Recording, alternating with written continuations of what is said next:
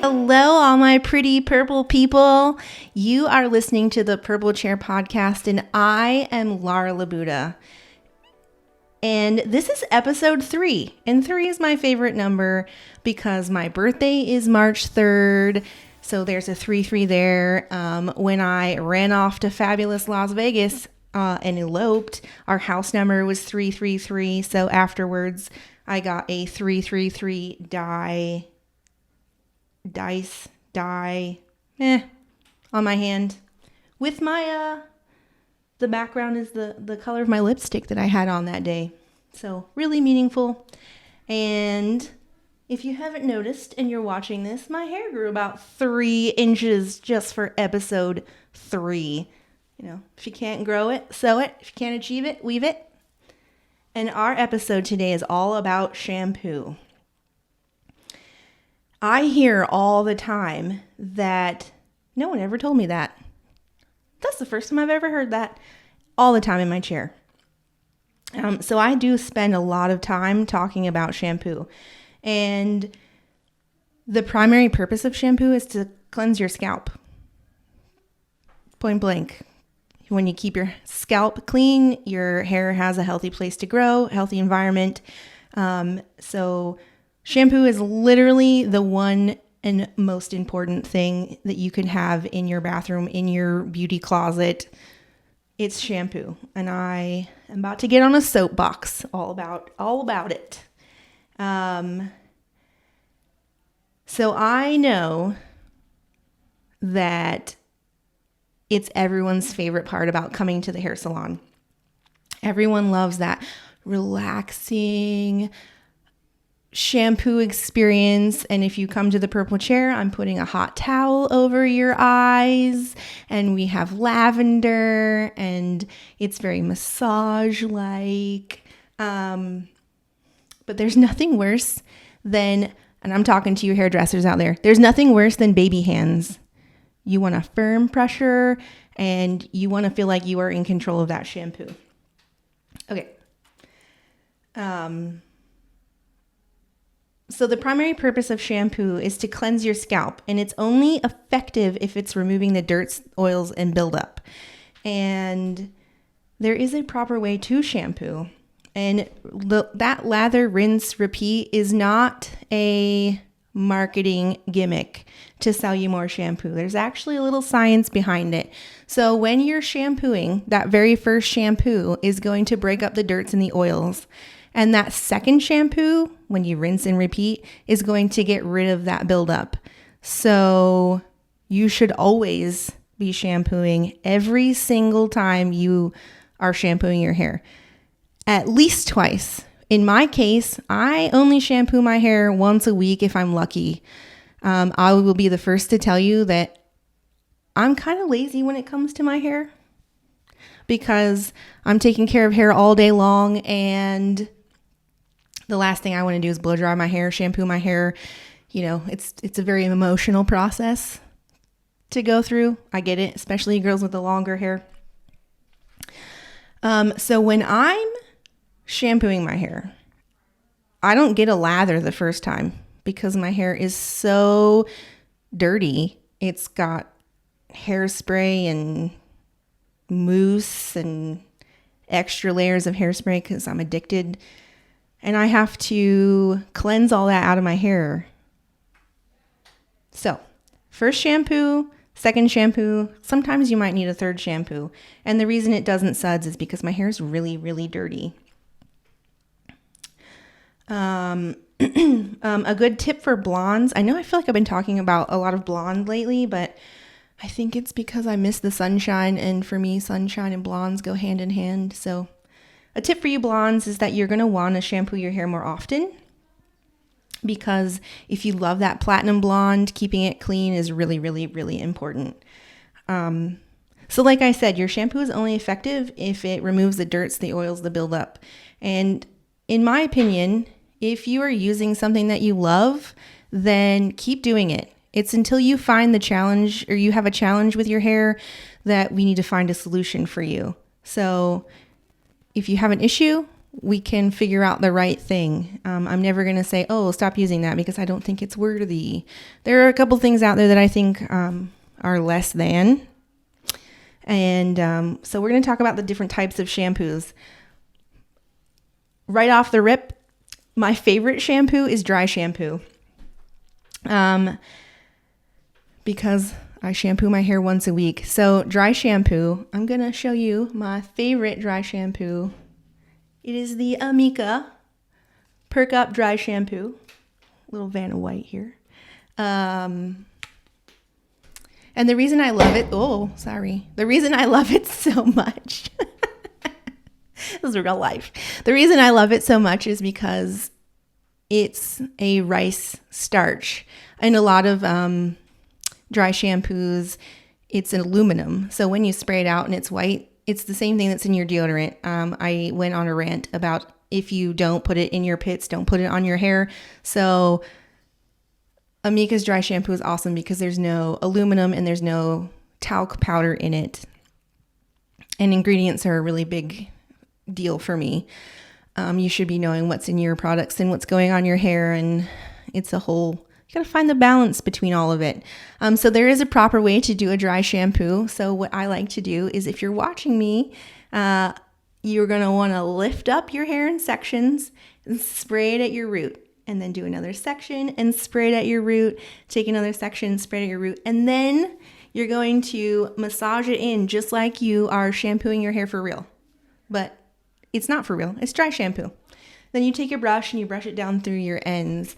And the great thing about Amika is that they also have a dry conditioner that goes with their dry shampoo. And it's by far my favorite. It's the only one that I use. Another type of shampoo that's perfect for my curly girls is a cleansing conditioner. A cleansing conditioner. I think it has another name.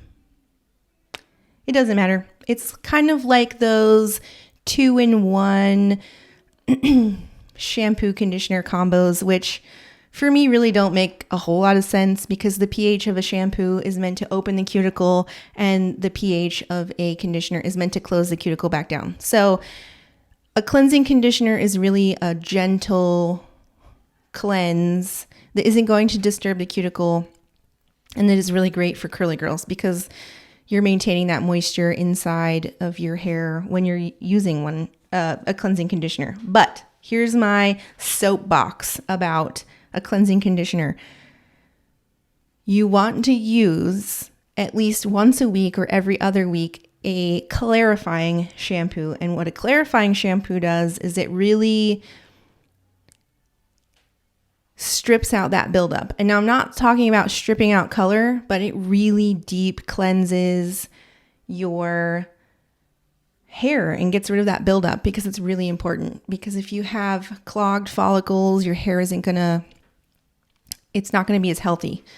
So what I prefer to use as a clarifying shampoo this is literally my favorite shampoo ever. I love it. It's our energizing shampoo. So we have a whole line here at the Purple Chair.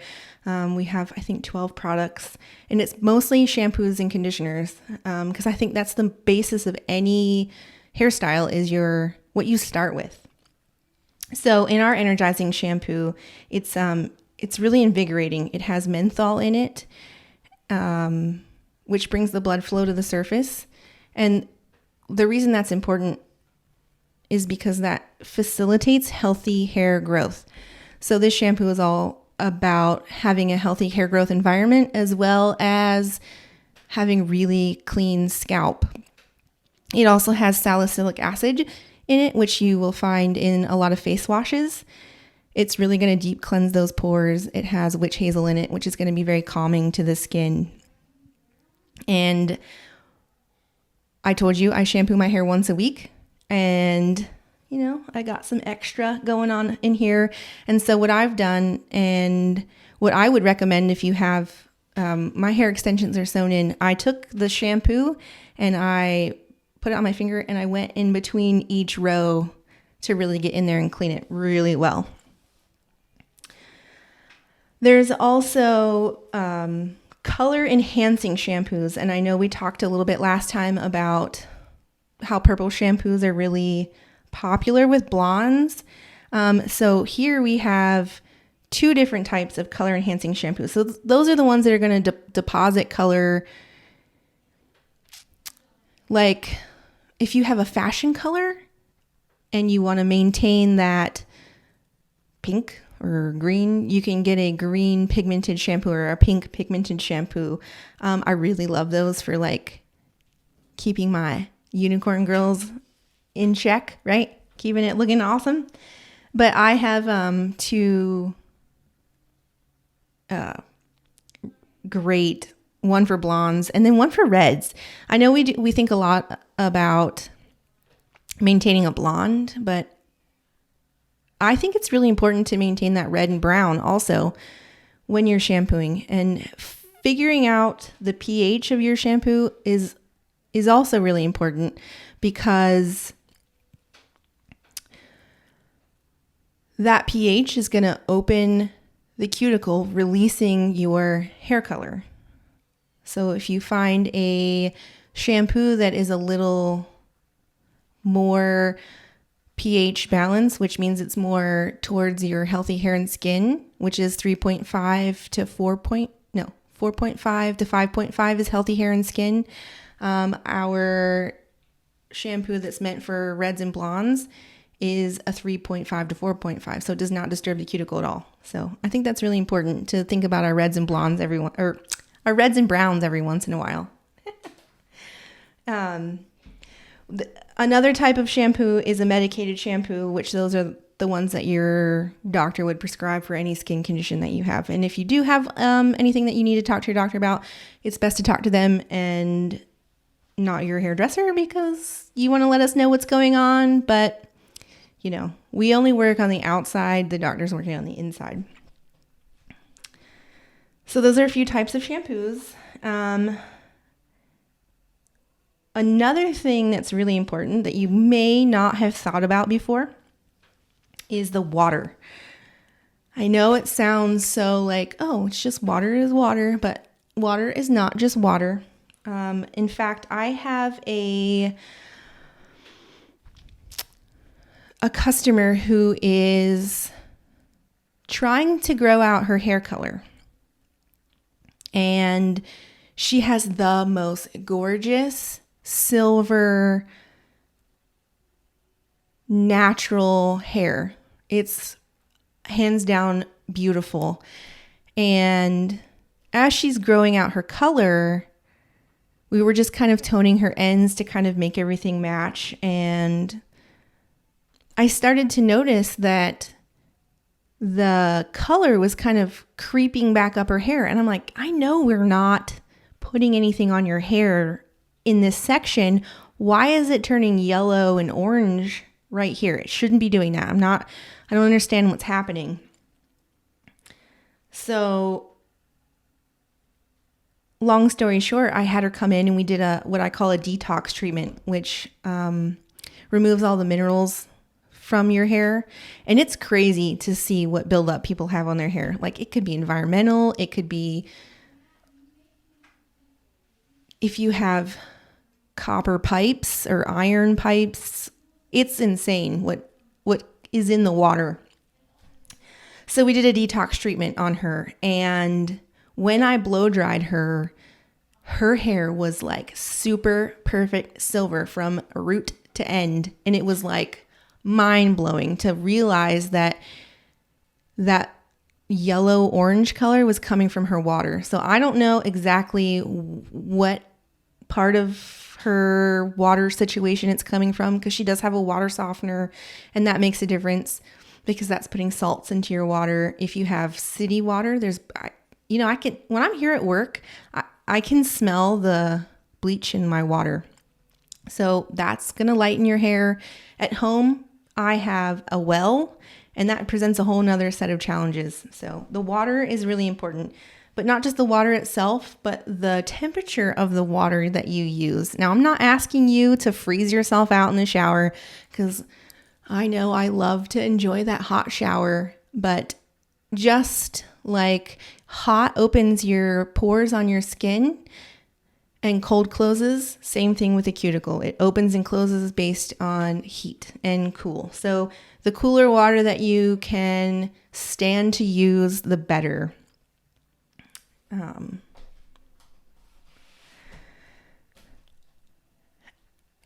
We can't talk about shampoo if we don't talk about conditioner. They go hand in hand. And conditioner, they're not all equal, okay? So what conditioner does is it deposits your proteins and your moisture, and it gives the strength and body back to your hair. So like I said, the way shampoo works is that it opens, goes in, it opens the cuticle. It opens the cuticle, goes in and removes the dirts and the oils, and then the conditioner closes it back down. And when the conditioner closes the cuticle back down, that's where you're getting that shine from. It's reflecting the light. And if you notice, when you do condition, it gets soft and silky. And I have tried so many different types of conditioners on my hair, and sometimes I need one that has a little bit more protein in it. Sometimes I need a little bit more moisture, but I want to caution you when it comes to the protein. Now, your hair is a protein, and adding that back in is going to add it back in that strength. But if you over protein your hair, and it's possible, it can become brittle and start to break. So if you're using too much keratin, it can be a bad thing. So you want to have a nice balance between protein. I feel like here we can't get enough moisture in our hair.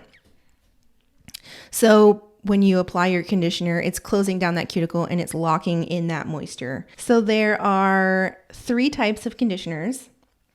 There are ones that you rinse out. So you're in the shower and you're conditioning your hair, and then you rinse them out and get out. And then you go about your styling. And then there's the treatment or repair, which tend to be thicker. That's what I prefer on my hair because I'm super chemically dependent. I color my hair. It changes all the time, changes length, changes color. So I like to do a deep conditioning treatment, leave it on, and then rinse it out. And then there are also leave-in conditioners. So there are 3 types of conditioners. There are ones that you rinse out. So you're in the shower and you're conditioning your hair, and then you rinse them out and get out. And then you go about your styling. And then there's the treatment or repair, which tend to be thicker. That's what I prefer on my hair because I'm super chemically dependent. I color my hair. It changes all the time, changes length, changes color. So I like to do a deep conditioning treatment, leave it on, and then rinse it out. Because we're focusing on our scalp when we're shampooing our hair, there's a proper way to condition your hair. So we're in the shower and we've got our shampoo emulsified in our hands and we're working on our scalp because you really want to focus on your scalp when it comes to conditioning or shampooing. You're going to take your hair into a pony. Now, if you don't have a pony, whatever is on your ends, and you're going to condition the ends of your hair first, and then whatever's left on your hands, then you can work up to your root as far as conditioning goes. And the reason for that is that you don't want to, I hear a lot of times that the girls with finer hair, it just leaves their hair lifeless and without body, and they have no lift. So a lot of times people don't want to use a conditioner, but it's really important because it's protecting your hair. So we've talked a little bit about conditioner and we've talked a little bit about shampoo. And I want to talk about the one thing that was getting spread around Instagram, Facebook, and Pinterest for I want to say about a year. And that was the apple cider vinegar and baking soda shampoo. Don't want to use regular shampoo. I'm just going to use baking soda and vinegar. And that drove me up a wall. I understand that we're trying to reduce the amount of chemicals that we're putting on our body and in our body, but you need a little science background when it comes to this. So what was happening is that the baking soda is stripping completely your hair color out. I had a customer and she was very anti-shampoo. She didn't want to use shampoo and she was going to use baking soda and vinegar. And she came in and she sat down, and she's pretty dark, a little bit darker than I am, so level 5. And she came in and her ends were blonde. And I was like, what's happening with your hair? It's like changing color overnight. Well, she says, I'm not using shampoo anymore. I'm using baking soda and vinegar. And I said, oh, so baking soda is like, so on the alkaline, on the pH scale, it's very alkaline. It is like blowing open a cuticle and releasing every bit of hair color that she put in her hair. Now, she's paying for her service and she's using a 88 cents box of baking soda to cleanse her hair. Okay. Soapbox. It is like the super ultimate color stripper. Now, if you feel the need to not use a shampoo and you want to use baking soda, you're very adamant about it, you can take a pinch of baking soda, a pinch, and put it in a gallon of water. And that's about the pH that you need for a shampoo made with baking soda. And now your hair is a little bit more on the acidic side. So when you're using that apple cider vinegar, that's closing the cuticle back down. And it's just so very harsh on your hair. So if you love your hair, use the products that are formulated for your hair by the people who formulate them for your hair and that your hairdresser recommends for your challenges and your goals. I don't mean to be on a soapbox. I keep saying that because I think it's really funny. It's a terrible joke, but you should be using the products that your hairdresser recommends for you. And I just so happen to have the Purple Chair products, and I highly recommend them because they're pH balanced just for your hair. And we've got one for blondes and we've got one for reds. So how do you know which one is right for you? Well, choosing the right shampoo and the right conditioner are the basis of any style. It's where everything starts. It all depends on your goals, your hair goals. Now, personally, my hair goal is to grow my hair out because I've decided I want to be a belly dancer and I'm going to do a hair flip. So I'm taking my hair for a test drive right now, but my goal is to grow my hair out. And so I'm trying to create that healthy hair growth environment. So I'm using my energizing shampoo.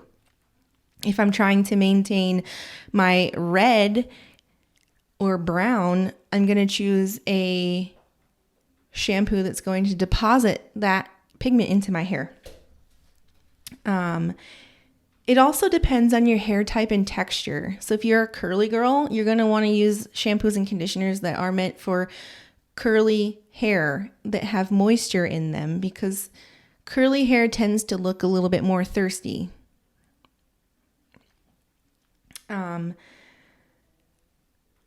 This is a question I get a lot too, is that what conditioner goes with a shampoo? Well, that condition, just because it says it looks like it goes together because it has the same label, like this Amika, I'm going to use this as an example. This dry shampoo goes with this dry conditioner. It doesn't have to look like it goes together to go together. What the reason it makes it go together is because it's meant for your hair. So you might pair a moisture shampoo with a color depositing conditioner because those are your hair goals. If you're trying to keep the pink in your hair, it would be very smart to use a pink shampoo or a pink conditioner. So it's really important to talk to your hairdresser when you first come in and sit down about the things that you have in mind and what will work best for you, because everyone's so different. Everyone's hair type is so completely different. Some people have straight hair, some people have curly hair, some people have really thick hair, some people have a high density of hair, which is the amount of hair that you have on your head. So just as individual as you are is how your shampoos and conditioners fit together for you. I also want to talk about a few buzzwords about shampoos and conditioners. I know I talk a lot about ingredients, and I want to know what's in my products because I want to know what I'm putting in and on my body. And so I had mentioned about the aluminum in a dry shampoo. I was really surprised to find out that there was aluminum in dry shampoo. It kind of blew me away. So I know I hear a lot about, oh, my shampoo is sulfate free. It's good for hair color, right? Well, let's talk about what a sulfate is. So a sulfate is what makes your shampoo sudsy. So it gives you that clean, sudsy feeling. Sulfates are in your toothpaste. That's what makes it bubbly. So it's when a product is mixed with water and then you get that bubbly sensation and feeling. It's kind of sometimes necessary. You need to get it sudsy uppy, soapy up your hair. It's okay to have sulfates. In fact, there's a sulfate in my energizing shampoo, the sodium lauryl sulfate. It's completely fine. It's necessary.